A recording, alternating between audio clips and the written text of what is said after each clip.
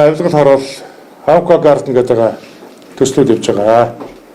За бид нар бол хуулийнхаа хүрээнд бол өөрийнхөө одоо хууль эрх зүйн чадамжийн хүрээнд Улаанбаатар хотын захирагч өвөө нийслэлийн засаг дарга бол хамгаалтын бүс дотор орж иж байгаа. Энэ чинь хэд үл онцгой чинь 100 м үү 50 билүү.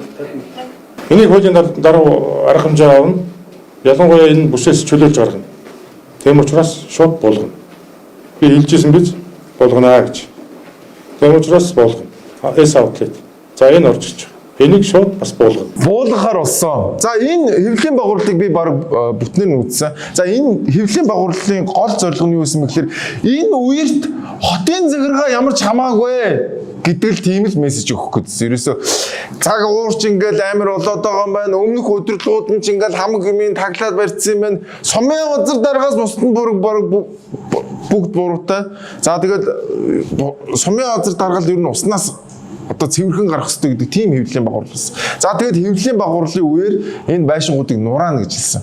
За дахиад бас нэг юм хэлсэн. Нураана. За тэгээд хүмүүст үүрэг өгсөө. За барилгыг албадан болгохтой холбогдуулан гарах зардлыг нийслэлийн төсвөөс гарган MNG Construction компаниар нөхөн төлөвлөх, албадан нураах, одоо буулгах, одоо барилга захиалга өгсөн иргэдийн нөхөн олборыг холбогдох хууль тогтоомжийн дагуу шийдвэрлэн зохион байгуулж ажиллахыг засаг даргын хамгийн газар Баатар хүүд ийм одоо захирамжийн төслүүд одоо явж байна.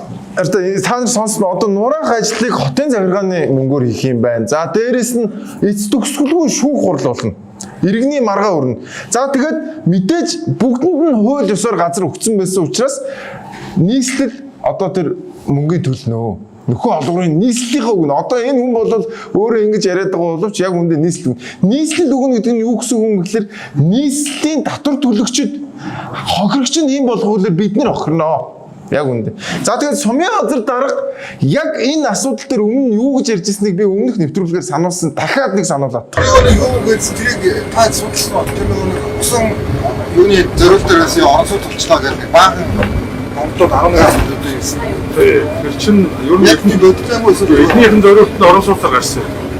Тийм бол 2008 орон сууцаар гараад шүүхтэй юм. тэгээд өчигөө болгоч дахиж шүүхт сэргээд тэгээд сүүлд нь усан паркаар гаргаад дахиж шүүхтэй дахиж сэргэлээр нь орон сууц усан парк тусгай зураг төсөө буруу чиглэлээр гарсан.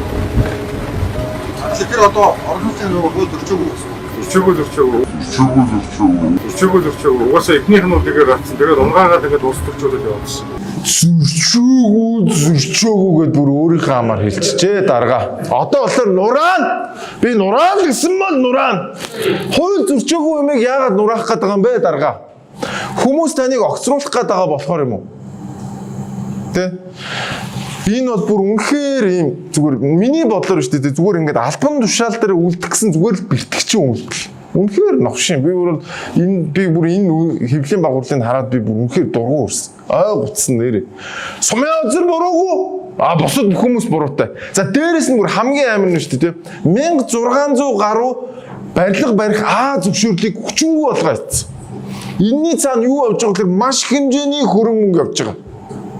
Бараг энэ мөнгийг Монгол улсын төсөвч дийлэхгүй ч магадгүй шүү. Зөвхөн энэ сумын газар гэдэг энэ хүний тэр амиа аргацаас нь зүгээр энэ сонгуул хүртэл хотын дарга хийх гэсэн тэр бэртгэгчийн хүслээс болоод энэ олон компаниуд тэ за дээрэс нь нийслэлийн татвар төлөгчид бид нар энэ ачааг үүрхнэ. Сумын газарт бол хамаагүй хин хідэн төгрөгөөр хохироод ямар татвар төлөгчнөр одоо хохирох нь хинт ч хамаа авахгүй. Хууль ёсоос хамаа авахгүй. Бүх юм хуулийн дагуу гэж өөрөө ярьжсэн мөртлөө өнөөдөр нураана гэдээ ярьж байгаа. Бид нар шүүхтэй үндсэн хуультай оронд амьдарч байгаа. Хүний өмчөнд зүгээр нэг ингэ захирамж гаргаад халдчих болохгүй. Энэ бүгд шүүхийн шийдвэртэй халдах ёстой.